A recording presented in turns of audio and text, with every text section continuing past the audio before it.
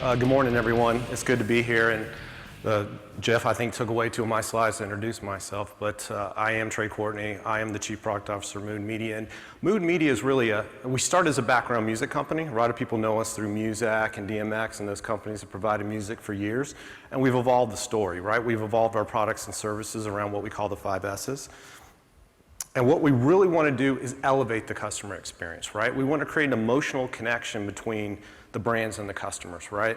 Because, and again, as he said, we do sight, sound, systems, social, and systems. So let me dig into that a little bit. That's a lot of S's, right? So sight, digital signage, visual in stores, interactive kiosks, sound, music, scent. Yes, we pump scent and specialized scent into retail environments to simulate the smell of bread or cookies baking or a customized scent for a hotel, right? To create that connection with the brand. We also use social engagement, right? So you can come into the store and you can use an app and vote on the music and influence what's happening in the store through a social channel.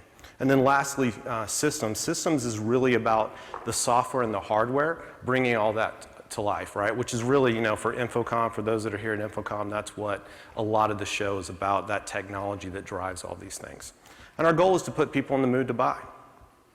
Because the new reality is this, people don't have to go to stores anymore, right? We all have phones. I see people, you're looking at your phone, you're looking at your computer, it's okay, and it makes everything convenient. So retailers really have to find a way to make people want to go to stores, and that's where we come in.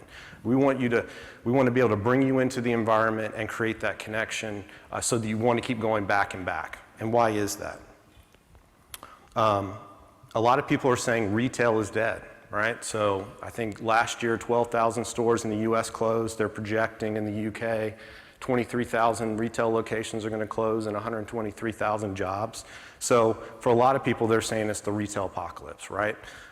I don't know if that's necessarily the case, because if you look a little bit deeper, right, you actually have online brands that are coming offline or creating retail environments, right? So companies like Amazon. How many people have been to the Amazon Go store in like Seattle and New York? Anyone? For those that have been, or those that haven't been, I think they're going to open 3,000 this year, I think is their plan. It's amazing, right? You walk in, you scan your app, you grab the stuff and you walk out, right? I mean, it's super convenient, right? And they're investing in that experience. Same thing, Warby Parker, for those that have bought glasses online, they're starting to open retail stores. But they're not doing it the traditional way. They're really thinking about these 5 S's, these senses, and how do you create this experience that drives people in the store over and over again. And the data supports that people really, I mean, we all talk about e-commerce, but the truth is people still prefer to buy in store versus online. And for a retailer, 55% of consumers leave a store with a purchase compared with 3% online. So what does that mean? If you're a retailer, you want them to come in the store because they're going to buy more, right? So it's their imperative to get you to come into that retail environment because you're going to spend more money. So we actually, as thought leaders in this space, we issue surveys every year, kind of do research. We issued a survey late last year and published it in, I think, February of this year. And we went to 30 stores across 6 continents, and we really identified kind of 4 major trends, which I'll talk about, that's driving kind of the customer experience and what retailers and brands need to think about, to keep people coming into their stores. And these are global trends. The interesting part of this is, while there are some outliers, which I'll show you in the data later, these trends are global. We're seeing this everywhere, from China to South America to Western Europe to North America. I mean, these things are kind of common across the board. So what are they? So customization, brand immersion, the store as a community, and convenience redefined. And I'm going to dig in a little bit deeper.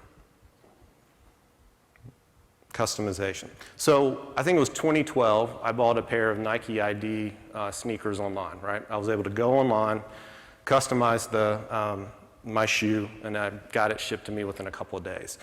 What we're talking about here is a little bit different, because what retailers are doing is they're bringing what they've been doing online into the store environment, right? So you can actually customize in the store and walk out with that product or have it within a day or two very, very quickly, and doing it at scale. So let's give you some examples.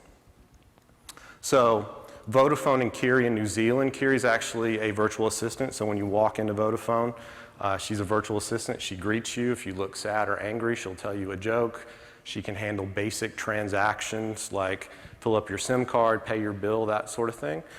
And the goal here is two things. One, as Vodafone, they get data about that consumer because they're kind of tracking emotional state and big brother stuff, as we all talk about. But they really want to understand what's driving the customer in the store. And you can't always rely on the person to do that for you. Plus, they don't staff those stores with a lot of people. So when there's a lot of people in queue or waiting around, that's not a great customer experience and they don't come back. And so by deploying this, they're able to keep a low number of people working the store, but also be able to service the customer very quickly. And then Adidas Speed Factory is an interesting one. It actually started as a pop-up store in Berlin. So they did it, I think, during one of the soccer events. You could walk into the pop-up store, pick out a jersey. They had these knitting robots that would customize your jersey and you could walk out. It was so successful, they started deploying this factories around different cities around Germany, so you can go in the store, customize your jersey, and the knitting robots will take care of it, and you can even order stuff and it'll ship it to you later, right? And they're getting data from the online channel as well as the store channel, and they're actually using that to create limited editions for each environment. So if you live in Munich, they have different special editions of sneakers and other apparel versus if you live in Berlin, right?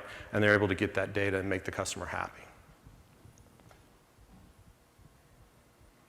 So let's talk about brand immersion. So as a brand, you want your customer to love your brand, right? And you need to get your customer to immerse themselves in your brand in order for them to keep coming back. And two companies that have done this pretty well recently, I'm not Canadian and I don't live in a cold weather climate. I live in Texas, but Canuck is a brand based out of Montreal. It's well known for their parkas, right? So when they have really cold winters, this is the brand that Canadians go to. And when you usually walked in their store, they had stuff on the shelves, you picked it out, you hope it fit, because most people buy their jackets right before it gets really cold, right? So you don't know how it's going to fit or feel in the wintertime. And so they wanted to change that and create a much more immersive environment. So they actually installed these freezers where you could walk into the freezer with the jacket to see how it feels when it gets really, really cold, right? Perch in New York, and I think they've expanded in San Francisco, they're a high-end home goods retailer, right? So you would go there to buy a Viking range or an expensive shower.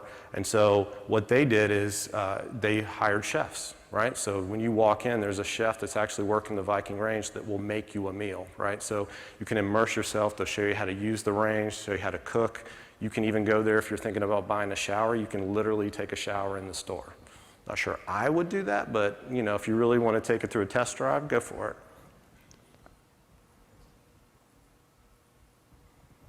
And then the store is a community. I'll admit, you know, I was a geek in high school.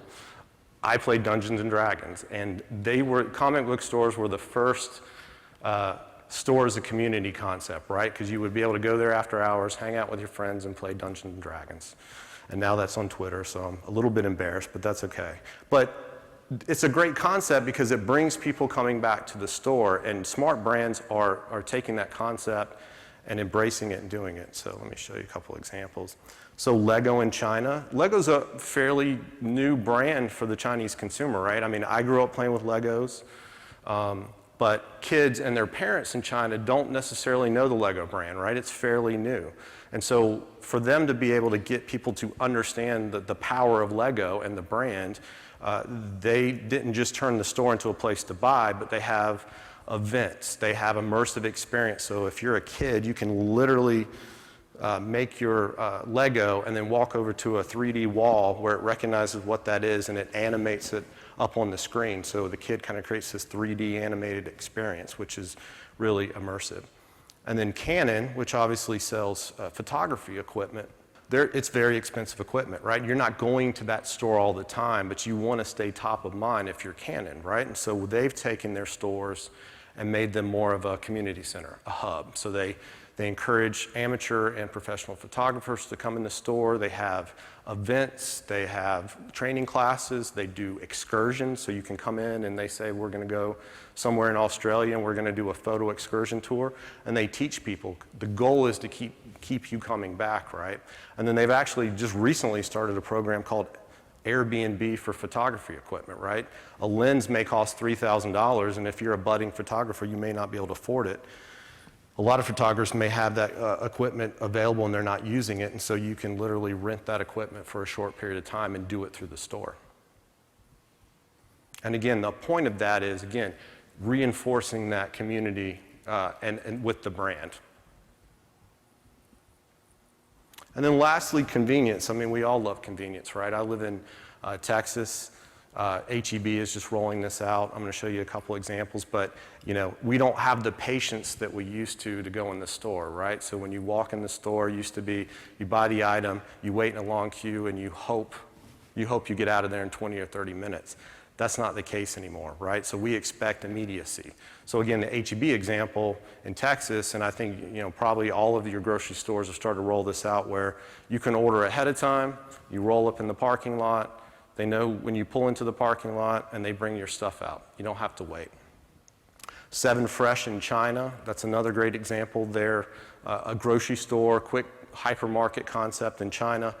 They literally have a smart cart. So you have your phone, it connects to the tablet so it recognizes who you are, what your preferences are, and then it will guide you around the store and show you where everything is, and then you literally just put the stuff in a bag and you walk out, similar to the Amazon Go store. And you're going to start seeing that across the board around the world. And then lastly, Q Clothing. So they sell clothing that you literally can walk in, you can get fitted, and within 30 minutes they will deliver it to your house or to your work because of the deal they've done with the New Zealand Postal Service. So you don't have to wait very long. So I'm going to show you guys a video. I want to show you the concepts that Mood has done.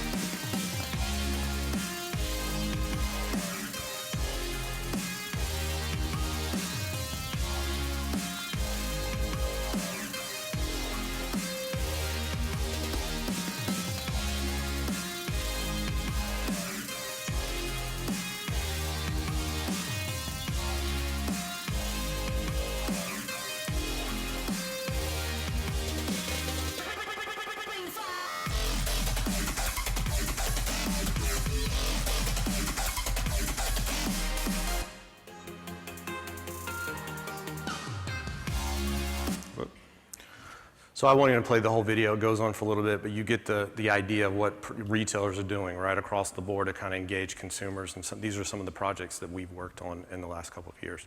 So to kind of round this thing out and finish it off, I'm going to dive a little bit into the data that actually, that came out of the research survey to kind of show you how the 5 S's impact the in-store experience and how consumers feel about it through this survey. So a couple things is 78% of shoppers, they expect an enjoyable experience, and that's going to have the key factor to get you to come back in the store, right? And also not shop online, right? So if you're a retailer, you got to think about using those 5 S's, right? Using that experience if you don't want people to shop in store. And then they're more likely to revisit if it's a good experience as well. And then they'll stay longer. So 75% say they're going to stay longer if they enjoy the music, the visuals, and the scent. And it actually over-indexes in countries like China and Spain. China, 92% actually will stay longer, and 86% in Spanish will stay longer. And then there's a couple other data points down there. And then from a site perspective, if we drill down a little bit, video content is king. If it's got engaging content, 58% of people say that it has a positive impact on their shopping experience. And in a Gen Z perspective, if they've seen a product and been made aware of it, it'll impact what they do. And then what do they want to see on screens? Well, here's the interesting thing. For most of these verticals, and I was a little bit shocked on this, the number one thing they want to see is in-store promotions and specials. right? Whereas banks, they want to see product information and service information. And then from a fashion perspective, 39% of fashion shoppers have actually been influenced when they've seen a screen showing compelling content outside the store, and that's actually brought them into the store. And then from a social perspective, what makes people post about their positive component, and why is that important for a retailer? Well, if I get you to post on social, that's where people are. That's the way we learn about shopping. We learn about the brand. And so as a brand, I want people to post on social. And so what's interesting is in China, they hyper-index on wanting to post about their in-store experience versus 27% globally people will post about, are more likely to post about their shopping experience. And then beauty shoppers are more likely to post about their experience in store. And then music, obviously that's near and dear to our hearts because it's the core of what we do. But it makes a difference, right? So 85% say it's the #1 factor for wanting them to shop and stay in the store. And it also drives their mood and makes them want to stay. So retailers really need to think about it because it can't just be any music. If it's too loud, if it doesn't feel like it's on point or it's not great music, it impacts the shopping experience. So retailers really need to think about the music when, as they're laying it out in store. And then from a scent perspective, and scent's an interesting one. I get a lot of questions about scent. Not everyone does scent. It's not as ubiquitous as digital signage or music, but it really does impact shoppers, right? So 81% of consumers say they've been positively impacted by scents when they've been shopping. And then it's kind of vertical agnostic, right? So scent will make a difference, and people will remember it, regardless if they're in beauty, pharmacy, or fashion. And this is an interesting one. I think people tend to think the younger generation don't necessarily pay attention to it, right? There's this thought that they walk around with the screen, right in front of them, their phone, and they're not paying attention to anything else. But the data shows a different story. They actually do pay attention to the music, they do pay attention to the digital signage, and they over-index on that way more than they do some of the older demographics. And again, I'll close with, so why does all matter? Because, again, we believe when you change the mood, you change the outcome, right? So if you entertain, you engage, and you inspire people, they're going to come more, they're going to spend more, and retail is going to be here and it's going to stay.